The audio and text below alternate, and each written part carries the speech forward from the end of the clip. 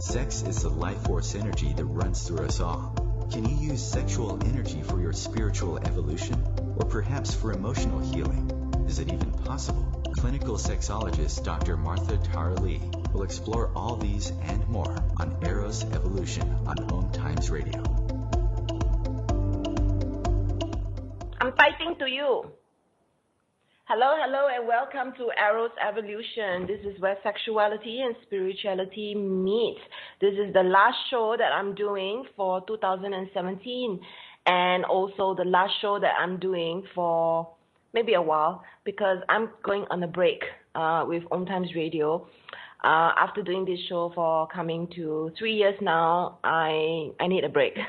And although I've learned a lot from doing this show, I just need some time to regroup. And I've learned a lot from my guests. I've learned a lot from being a guest. And I believe that I've become better in terms of being able to think on my feet over the last 3 years. So let me introduce my guest for today's show. And today's show, riding on the Me Too movement, where there's a lot of talk about sexual harassment, sexual assault, and consent. We have a relevant topic, and today's topic is Reclaim Your Sexuality Despite Childhood Abuse.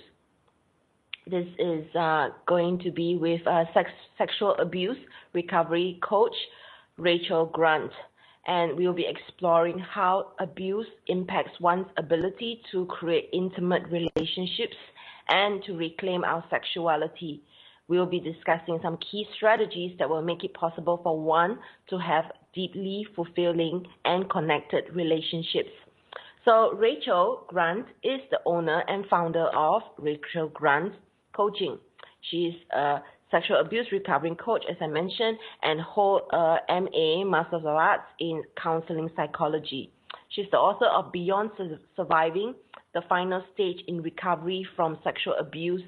She works with survivors of childhood sexual abuse who are beyond sick and tired of feeling broken, unfixable, and burdened by the past. She helps them let go of the pain of abuse and finally feel normal. So she has a program called Beyond Surviving, the same title of the book that she has been specifically designed to change the way we think about and heal from abuse. Based on her educational training, study of neuroscience, and lessons learned from her own journey, she has successfully used this program since 2007 to help her clients break free from the past and move on with their lives. And you can find her at rachelgrantcoaching.com. That's Rachel with an E, no A. And you can find her on Facebook. She has a Facebook group called Real Talk with Rachel. So it's facebook.com/groups/Real Talk with Rachel, no A. So yes, welcome to the show, Rachel. Thanks, Martha. So nice to be here. Yes. So you reached out to me and suggested yourself as my guest, which, I'm very honored that you reached out to me. And I really wanted to have you on, of course. And so thanks for doing this. It's a joy. It's a real joy to be here and to have this conversation. Exactly as you said, at a time when, things are so up around sexual abuse, and so many, women in particular, but men also are coming forward and talking about this topic. So it's very timely. So yeah, right on. Yes. So tell us more about the Me Too movement, what you know of it, just to, summarize it and make it into context for some people. I'm sure lots of people heard about it, but maybe some of them are, not quite sure what it's about. Right. Well, so, in the face of I think a big propellant of this was Harvey Weinstein, who is a Hollywood director and, socialite, and women started coming forward to share their stories of how he had sexually harassed and assaulted them.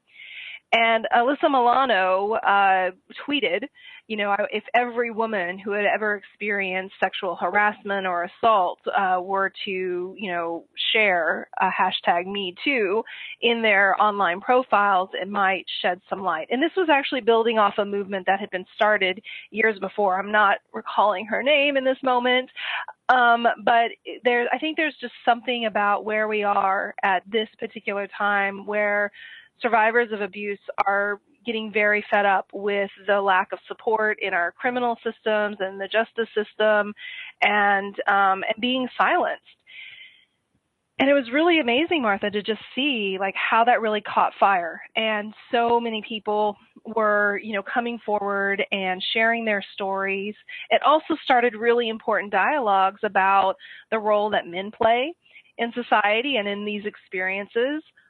What happens for people who, don't just, who don't just have the opportunity, who don't feel safe or comfortable sharing that they are a survivor. So that brought up questions, particularly in the Facebook group that you were mentioning earlier. We had lots of conversation and dialogue about, is it safe to identify with a hashtag #MeToo? If I don't, does that somehow make me like someone who's not participating in this big social movement? But all in all, I think it's really just a call forward, and then people becoming more emboldened and ready to break the silence and refuse to be victimized any longer.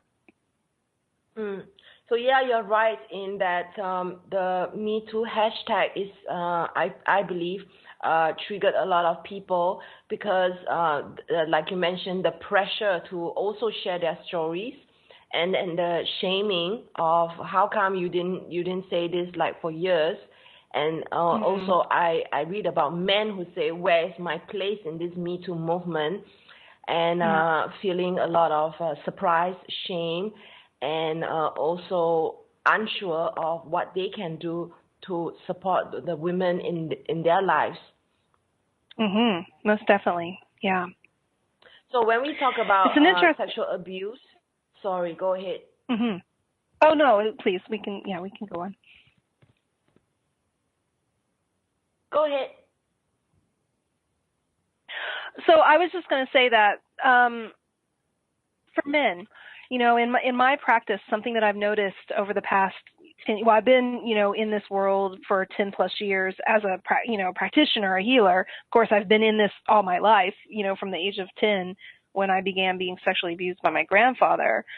But it has been interesting in the last year that I've been seeing more men joining my group, more men coming to my monthly support groups and signing up, working with me in my Beyond Surviving program. So I'm excited to see that because it certainly is a population that we don't want to see, ignored in all of this, because the numbers for men being abused are not as extreme as for women, but they're right up there. And so they too, have a voice in this, experience. Definitely. So just remember that as we go on in today's show, even though sexual abuse does happen a lot more for women, let's not make it a gender thing. It does affect all genders.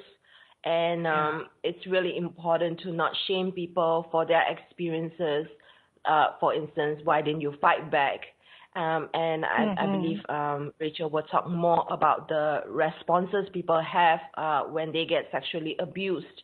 So I know you were sexually abused yourself, and if you don't mind, share a little bit of your story and what brought you to doing this coaching. It seems like you specialize in sexual abuse recovery. Yeah, thank you, Martha. I do, and it certainly wasn't my intention, but, life leads you where it's going to lead you sometimes. And, my story really begins when I was 5 years old. My grandfather came to live in our home, and I was really excited about that at the time. My older brother and sister really didn't pay me much mind, so my grandfather was like this new friend, and someone to hang out with and spend time with.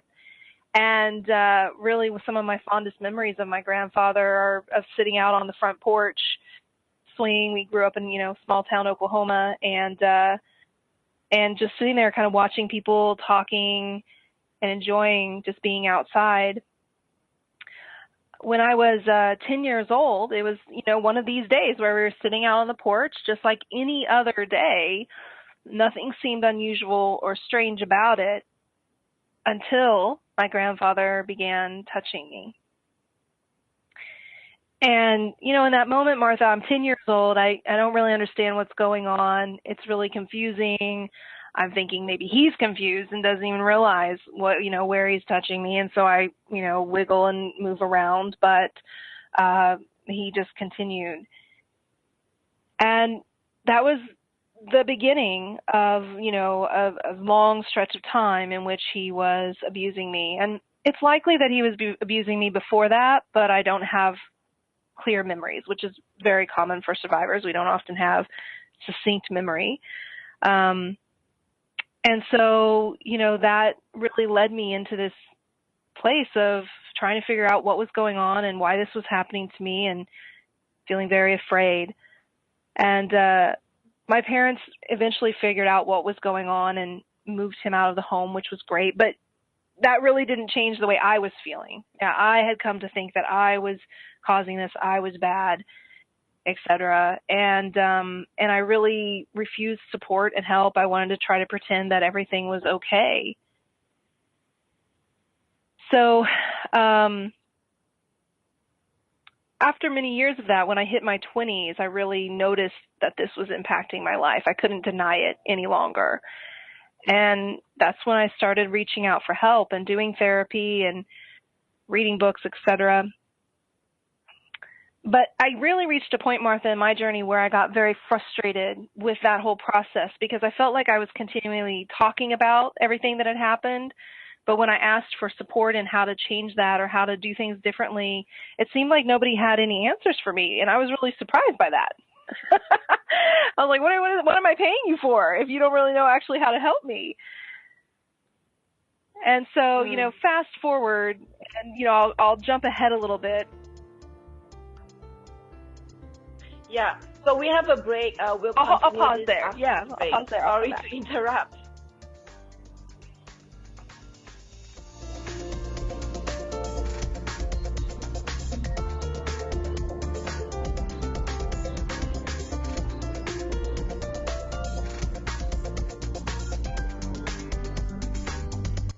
Your conscious lifestyle on steroids. OMTimes Radio. IOM-FM. Host your show on IOM-FM, the radio network of OMTimes Media, one of the more recognized brand names in the conscious community, and is backed by the extensive marketing reach of OMTimes. Hosting a show on IOM-FM immediately connects you with our extensive dedicated community. Hi, I'm Kelly Fox, host and astrologer of The Astrology Show. Each week, I'll give you access to the current transits, which are a valuable tool that provide astrological information to help unlock the potential each of us has. Understanding the stars can help steer us in the right direction to make better informed choices. So if you're wondering what's going to happen in your week ahead, be sure to tune in to The Astrology Show for guidance. Mondays at 9 p.m. Eastern Time. Every 2 minutes, an American is sexually assaulted. The majority of victims know their attacker. It could be your friend, your neighbor, or someone you met at a party. If you said no, it's rape, and it's a crime. This is Christina Ricci with RAIN. Call the National Sexual Assault Hotline today at 1-800-656-HOPE or visit RAIN.org. That's RAINN.org. Brought to you by RAIN and this station.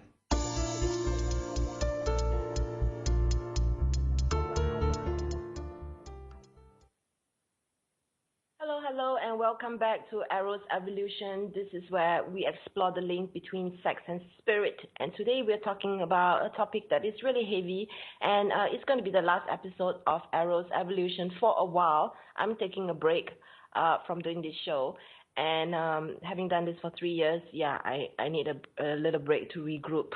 So yes, today's show is Reclaim Your Sexuality Despite Childhood Abuse. You're listening to this show on the OMTimes Radio Network, and you can share this show by going to the link omtimes.com/mobile. With this link, you'll be able to listen to the show without needing to download any app. We are with Rachel Grant, the owner and founder of Rachel Grant Coaching, and she's a sexual abuse recovery coach. And we started the show by asking her to explain more about the Me Too movement and also about her personal journey. And we were interrupted by the break. So, Rachel, would you like to continue with part 2? Yeah, part 2, continued. Thanks, Martha.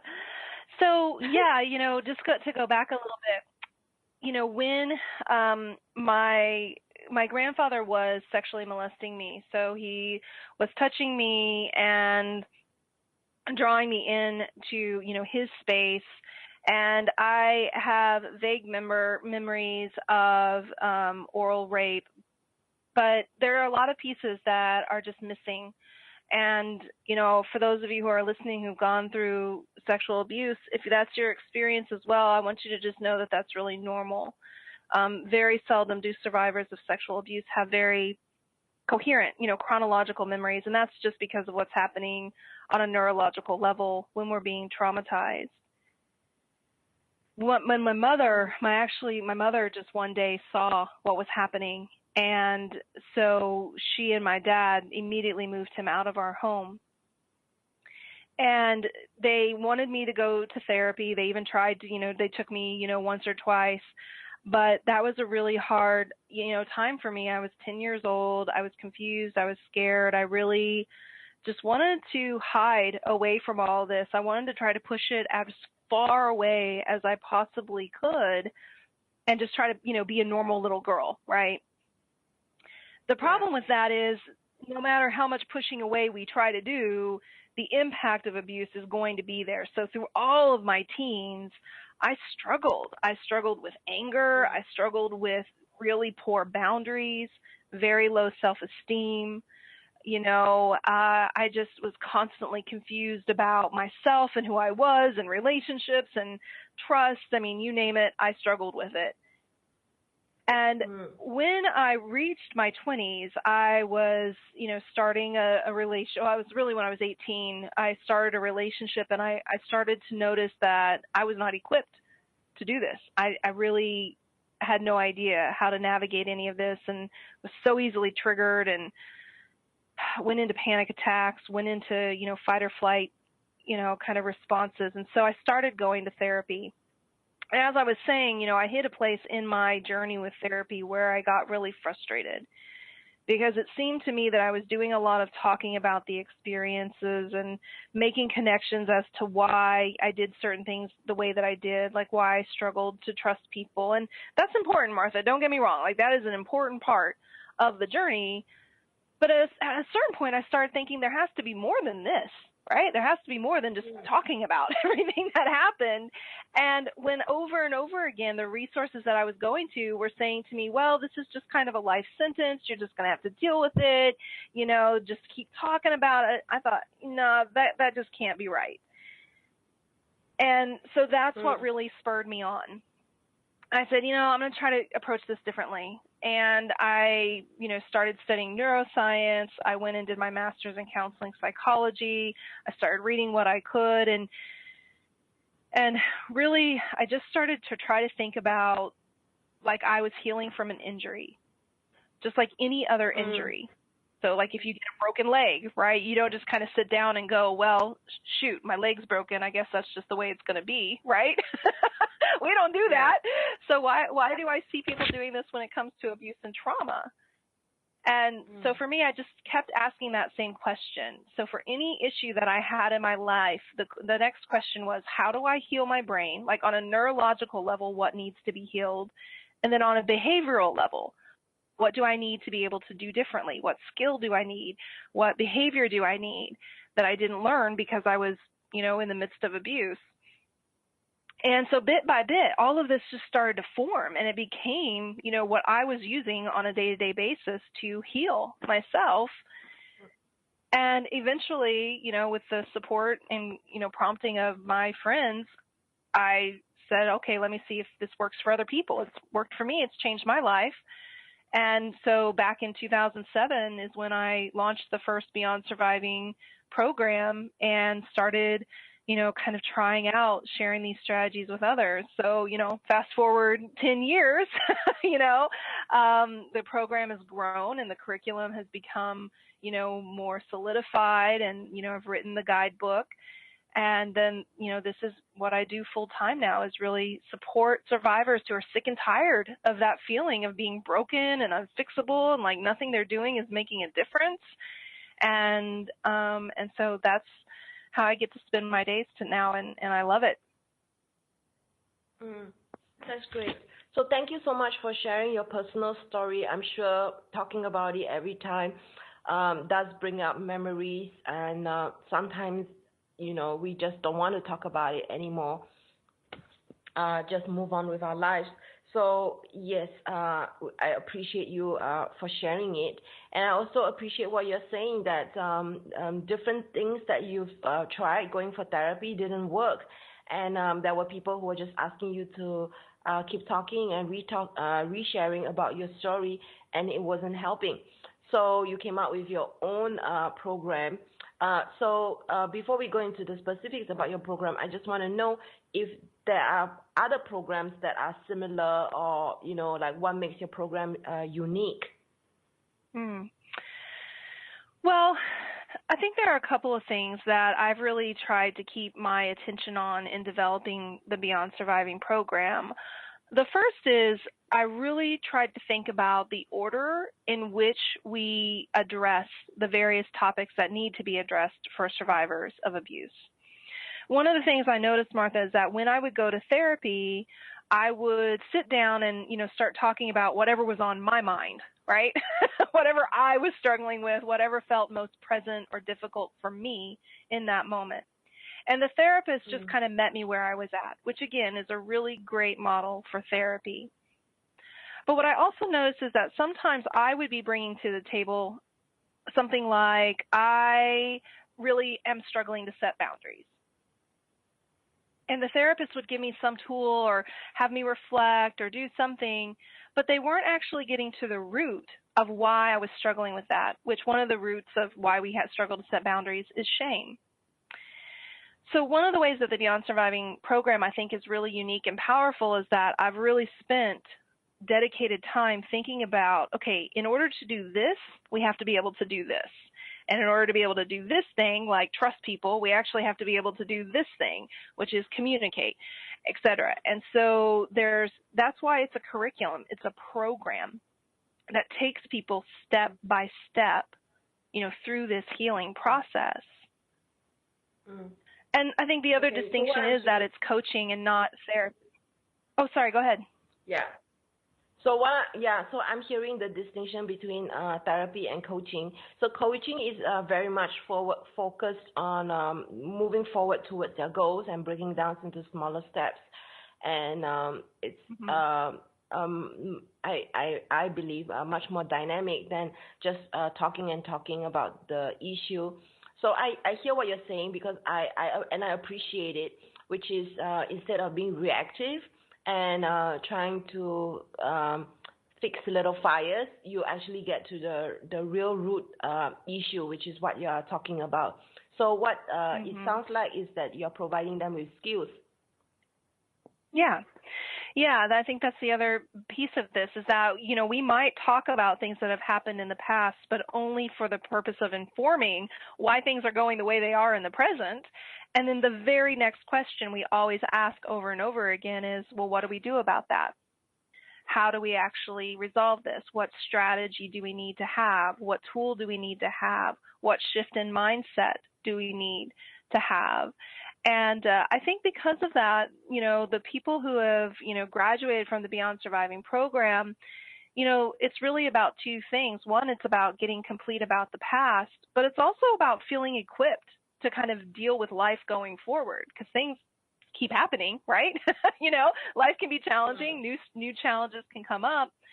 So it's really, those are the two things that I'm really working on with my clients, is that resolving the past piece, but also feeling like, okay, whatever comes forward in my life, tomorrow or the next day or a year from now, I have a toolkit that I can refer to and I can use over and over again as new challenges arise, but I'm not constantly dealing with the past, right? There's not this sense of always being in the past and working with it and dealing with it. That's complete.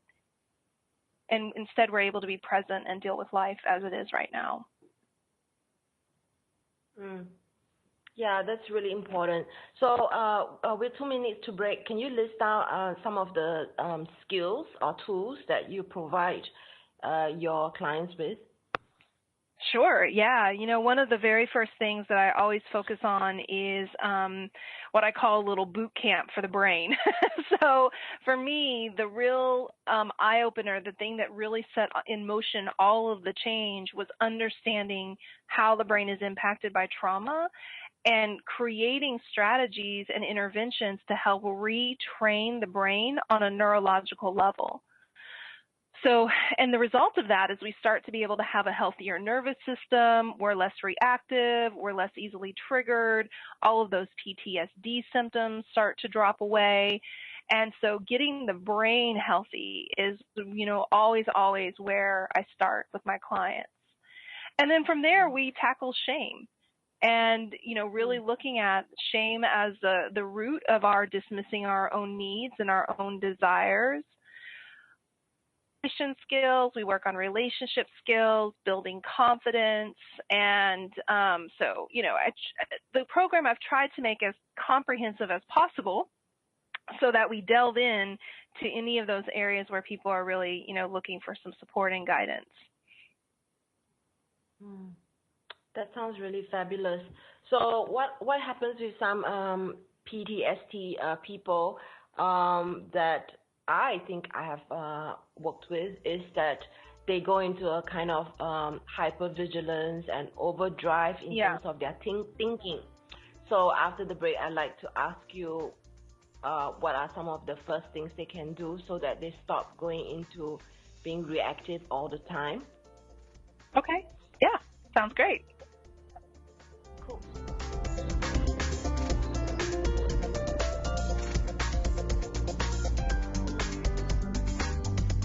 Free your mind with OMTimes Radio, IOM FM. OMTimes Magazine is one of the leading online content providers of positivity, wellness, and personal empowerment, a philanthropic organization. Their net proceeds are funneled to support worldwide charity initiatives via Humanity Healing International. Through their commitment to creating community and providing conscious content, they aspire to uplift humanity on a global scale. OMTimes, co-creating a more conscious lifestyle. More than 24 million Americans have an autoimmune disorder, and that number continues to grow. I'm Sharon Saylor, and I'm one of those 24 million. To put that number in perspective, cancer affects about 9 million and heart disease up to 22 million. That's why I've brought together top experts and those thriving regardless of their diagnosis to bring you the latest, most up-to-date information. Join me, Sharon Saylor, Friday night, 7 p.m. Eastern, for the Autoimmune Hour on Life Interrupted Radio to find out how to live your life uninterrupted. What's up? This is Brad and Mike from Lincoln Park for Life Beat, the music industry fights AIDS. Listen up, times are tough and you get a lot of things thrown your way. If you're being pressured to have sex and you're not ready, then say no. If you're having sex, be smart and use protection. Respect yourself and protect yourself. For more information, call the National AIDS Hotline at 1-800-342-AIDS or log on to www.lifebeat.org.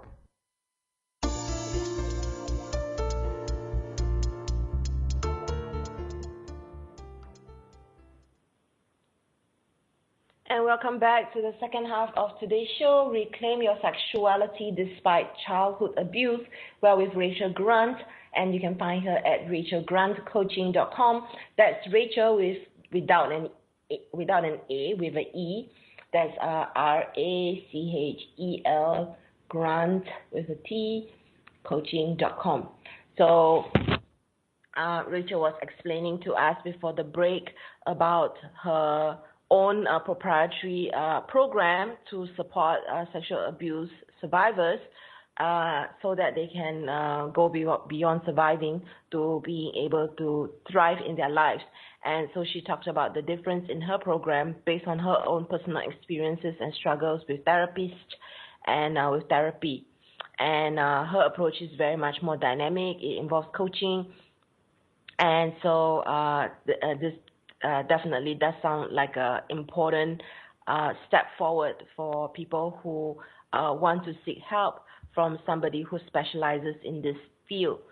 So yes, so I was going to ask you, mentioned before the break, what about those people who are having PTSD, they're showing symptoms of post-traumatic stress disorder, and their minds are in overdrive, and they are using basically their mind to protect themselves. Right. What would you suggest that the first thing that they begin to do? Right. Yeah, well, okay, so when we're talking about PTSD, so first of all, what we want to understand is that whenever we are having experiences on a neurological level, neurons are firing off and building connections and associations. These neuronal pathways, if you will, are being kind of built. And whenever we have an experience in the present day that even just closely resembles those past experiences or has an element from a past experience, the same exact neuronal pathway is going to light up. The brain is kind of trying to be very efficient in that way. It doesn't want to try to create, brand new stuff every single time. It wants to just draw on what it thinks it already kind of knows or understands about the world. And so essentially PTSD, one of the responses of like being triggered is results because the brain thinks that, this stimulus that's here in our present day is the same as a stimulus that was there in the past, and therefore starts to set us off into this, response system. The amygdala, the part of your brain that really controls that fight, flight, or freeze response, basically immediately gets ignited. And, the trouble with that, Martha, is that the amygdala has thousands of channels in which to kind of flood our system, which leads to that hyperactivity, that alertness. And for a lot of survivors of trauma, essentially what's happened is the amygdala has been clicked on and it hasn't turned off. And so we're walking through life with this, almost imagine it like there's this live wire constantly exposed. And anything can kind of set off our system. And so we became hypervigilant, we become hyper alert, we become hyper reactive. So one of the first things that we have to do is really kind of take charge of our brain again and learn how to teach the amygdala to go through the normal cycles that we want it to go through. So we want it to have a baseline where it's just at rest, there's nothing happening, there's no charge, and then we want it to be able to be, ignited when we need it to be, right? Like if the tiger's running at you, you want your amygdala to work so that you'll get scared and run away, but we don't want it to be constantly on. And so one of the ways that we can begin to retrain the brain and is to interrupt that amygdala cycle. So when we start to get triggered, to actually use what I call pause button techniques. So that rather than that escalation continuing to happen, we interrupt the flooding of the amygdala. Sometimes it can be as simple as just stopping and naming like 5 things you see in front of you. Asking a question that you don't know the answer to right away.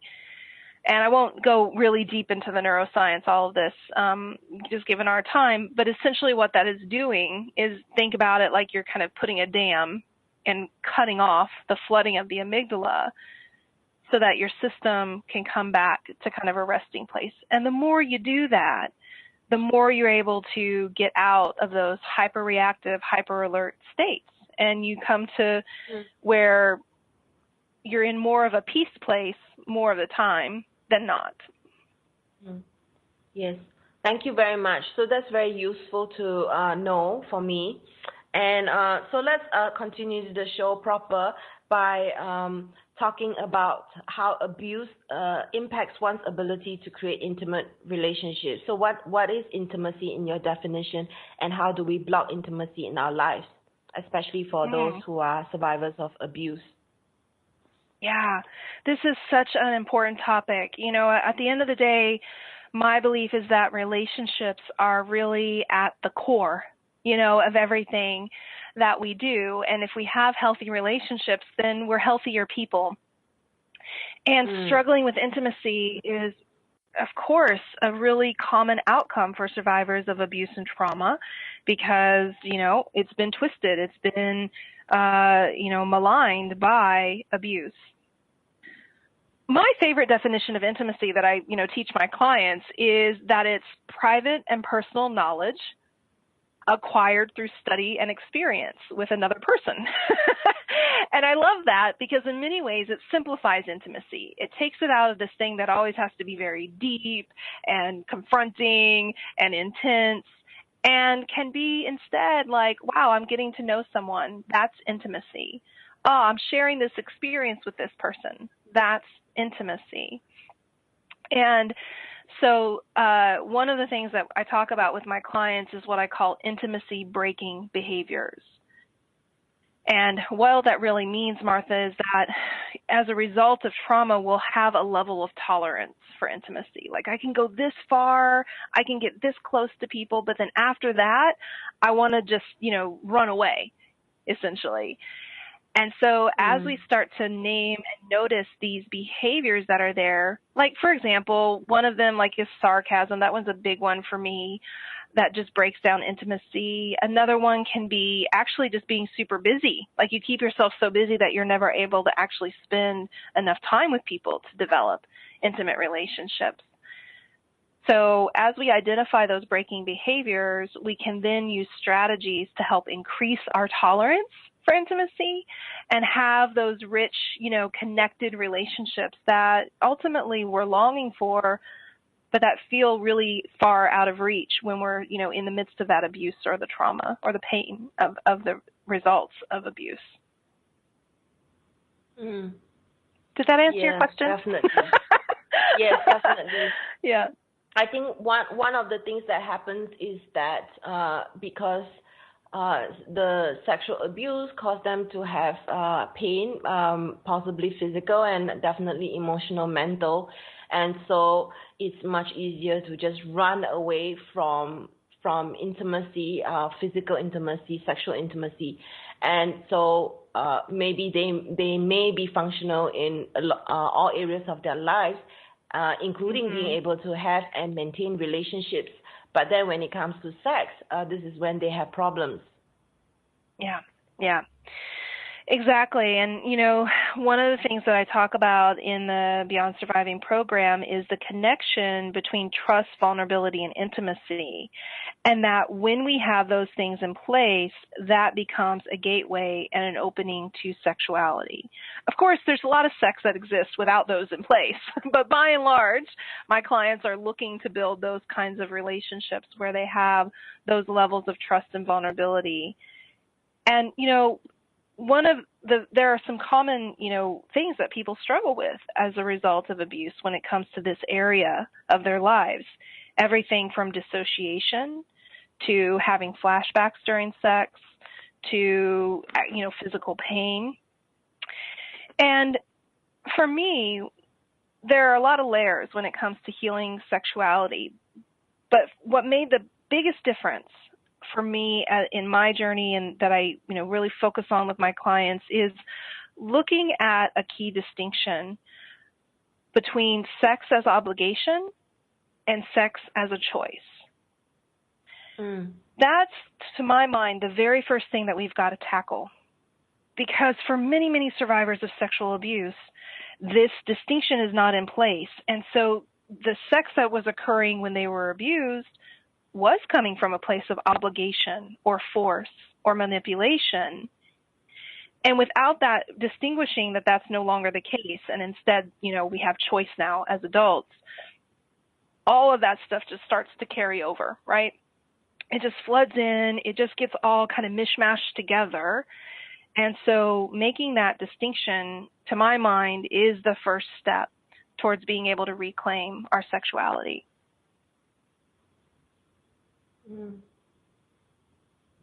Definitely, that's very important.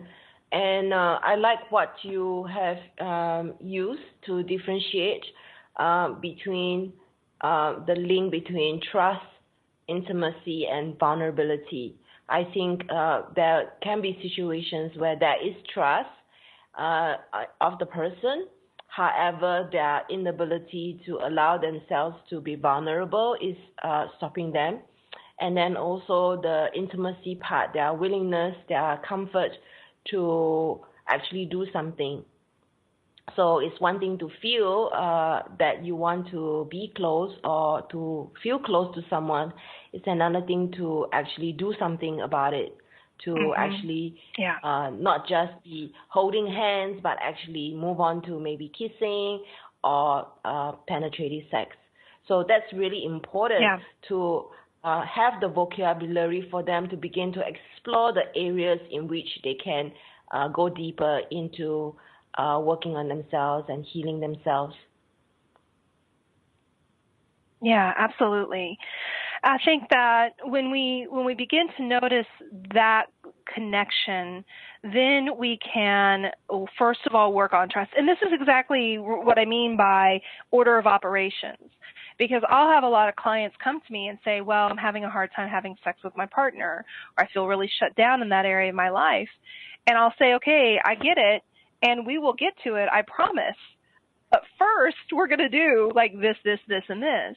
Because if we try to just dive right into resolving the sexuality, likely we're not going to make much progress. You might actually end up re-traumatized because you won't be able to actually do the things that you need to do in order to, transform in this particular area of your life. So, when we start to understand how all these things are interconnected, then, we just become empowered, I think, Martha, and things just start to kind of open up in ways that, they won't if we try to do, if we try to tackle something before, we have other things in place.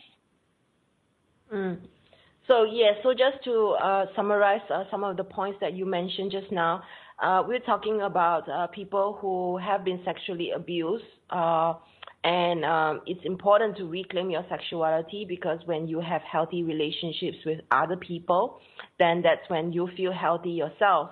That's one of the aspects of being human. And by confronting the pain, the fears, the past, we can move on more bravely and confidently. So that's the whole point of even working on yourself. And you're not going to realize this sometimes by yourself. You have to work through it with people and in being in relationship with other people.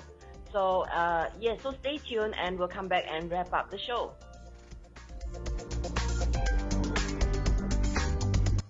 Bringing you the best of the conscious minds in the world.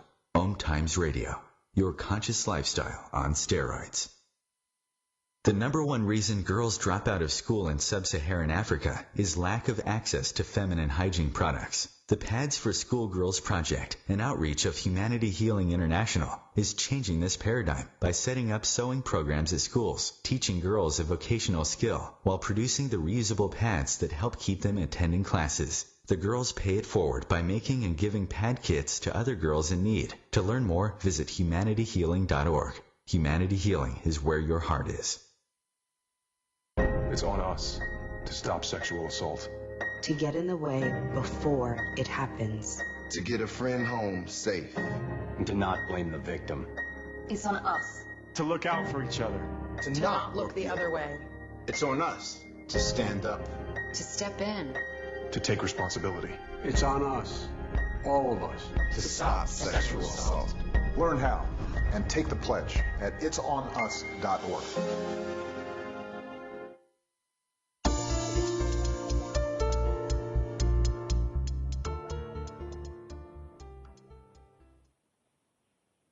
And welcome back to Eros Evolution. This is where we explore the link between sex and spirit. I'm a sexologist myself. My name is Martha. I'm from Eros Coaching. That's EROS coaching.com. In my work, I do work with survivors of sexual abuse. And my specialization, however, is really working with a lot of people who have sexual misinformation and lack of sex education. So I work with a lot of sexually, I would call, ignorant people who don't even know how to have sex or don't know how to consummate their marriage, for instance. I also work with men and women, of course, with men, premature ejaculation, delayed ejaculation, erectile difficulties. However, today we have Rachel Grant, and she specializes in sexual abuse recovery, and she's from Rachel Grant Coaching, and you can find her at rachelgrantcoaching.com. That's Rachel without an A, with an E. And on Facebook, she has a group. That's facebook.com/groups/Real Talk with Rachel without an A again. And if you go to her website, you will be able to download her free guide, 3 stages of recovery from childhood abuse, which will help you determine exactly where you're at in your in your healing journey and what kind of support you need right now. So just before the show, went to her website. She has a fantastic website. It's very informational. You can also register for her complimentary 60-minute call, so you can speak with her directly, see if she can help you. But to get to know her, one of the first things you would like to do probably is to download this free guide. So yes, I recommend you go to her website, rachelgrantcoaching.com.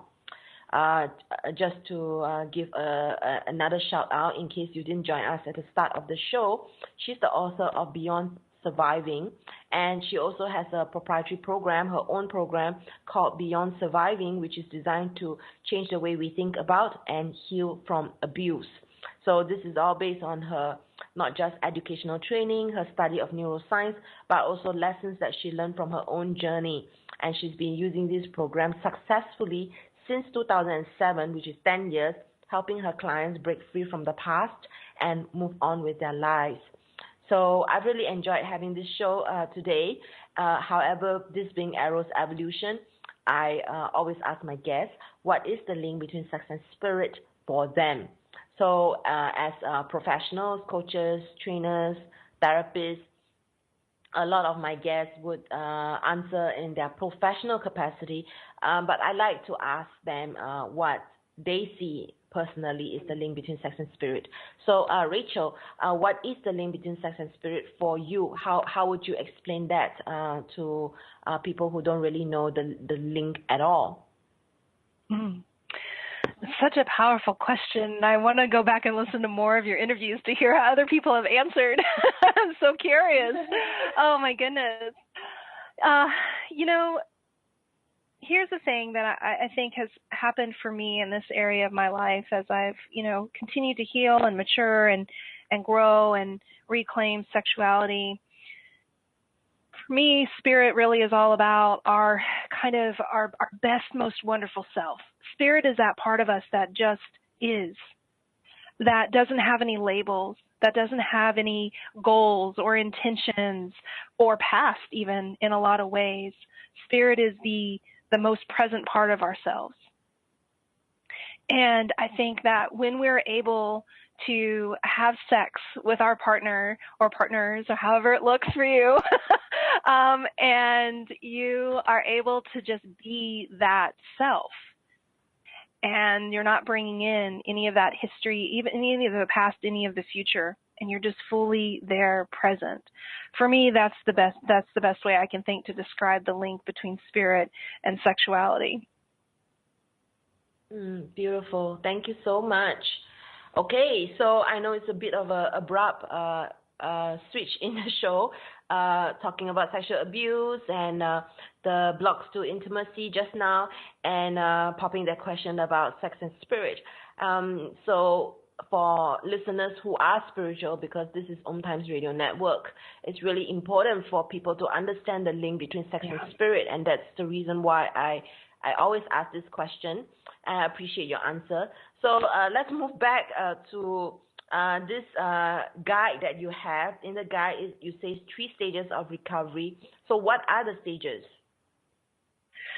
So one of the things that has really formulated for me through the course of my, work in this field is really beginning to look at the process that a person goes through in this healing journey. And I think of it as 3 stages. Now, these aren't necessarily linear. Sometimes you're in, further along in one area than you are in another. But generally, to think of it as 3 stages is just easier for our brain. The first stage is that of the victim stage. And this is the stage that we're in when we either are actually still being victimized, or we're in denial about the past, or we're trying to push it away, right? I talked about that in my own story, right? Like immediately after the abuse, when I just wanted to pretend like nothing had happened. And for a lot of those of us who've gone through trauma and abuse, we go through that stage where we want to just push it away. It's no big deal. I'm fine. Once we start to acknowledge that something has happened and that has impacted our lives, that's actually what bridges us to the second stage of survivor. And it's during this survivor stage when we begin to talk about the trauma, we begin to make associations and understand why we do the things that we do. We get support, we get help, we start reading books, right, where we kind of throw ourselves into this world of recovery and understanding. It's like we're finally ready to take a look at everything that's been going on. From there, when we're finally ready to move from this place of introspection and analysis and acknowledgement to action, that's what really moves us into the Beyond Survivor stage, what I call the Beyond Survivor stage. And that's when we're really focusing on acquiring those skills and tools that we need in order to move forward in our lives so that our attention starts being more in the present and the future rather than in the past. And in the checklist that you can download from the website, I talk a bit more about each of those stages, but I also talk about what the goals are for each stage and the type of support that you want to find or seek out based on which stage you're in. Because if let's say we're more in that kind of bridging the gap from the victims to survivor stage, but we land on, something that is more action oriented, it's actually not going to really work because you're not ready for that yet. And so a lot of times people get stuck at various stages, one, because they're not sure what the goals are and what to accomplish, or they're not getting the best type of support to actually help them move through that stage. So it's a great little guidebook to help you assess, where you are in that journey and to help you learn what types of support you want to reach out for to really help you based on that. Beautiful. So once again, the three stages are victim, survivor, and beyond survivor. Mm-hmm. Yeah. So I'm looking at your guide, and I really like it. I really like your downloadable checklist. And what happens is in the checklist, she talks about the stages. She talks a little bit about what the stage is, and then there's a checklist that you can take yourself through, whether you see that you have graduated or completed that phase. So you can actually start to assess for yourself where you are at. And then there are some free resources there, what support you can get. So I think it's really useful and worth your time to download, listeners. So thank you for sharing with us that. So one last question before we need to go. What do you see is one of the biggest challenges for survivors of sexual abuse when it comes to intimacy and sex? Yeah. Well, I think ultimately the biggest challenge is being able to separate themselves from the past and to set new rules and to set new guidelines and a new way of engaging as adults who are having sex from their own place of choice, their own place of desire. And getting there can be really challenging. Understanding those distinctions, doing that, mental shift work, and finding that way to really step into, this is how I want sex to be for me now. All forms of abuse are traumatizing and have great impact.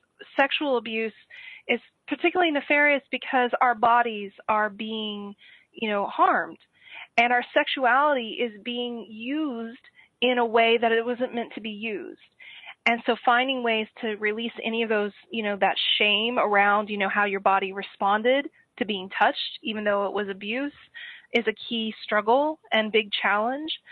the good news in all of this is, regardless of whatever the challenge is, there are ways that we can heal from that, the ways that we can move forward from that. And so, that's really where I keep my attention, is what can we continue to do? What can we continue to build? I've just recently started an online program to help people with the, retraining of the brain strategies and skills. It's like an introductory program. I'm also working with some colleagues to develop trainings for medical professionals, because so many medical professionals are not trauma informed, and then survivors go for their annual exams or whatever it might be and experience, re-triggering. So there's lots of work still to be done, but ultimately, for those of you out there who are in this journey of healing from sexual abuse, I just want to encourage you to not give up. There really are some great strategies that are available and resources that are available. So I just invite you to come check out the website, and there's lots of free resources available as well.